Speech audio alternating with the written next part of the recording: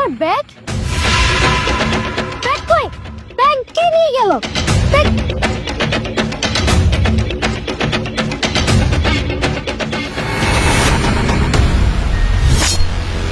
কি কি আপনি আর আমার গায়ে হাত দিচ্ছেন কেন? আমি কে বা আপনার গায়ে আমি কেন হাত দিচ্ছি সেটা না হয় পরে বলতেছি। ব্যাগটা দেন। ব্যাগ দিব মানে?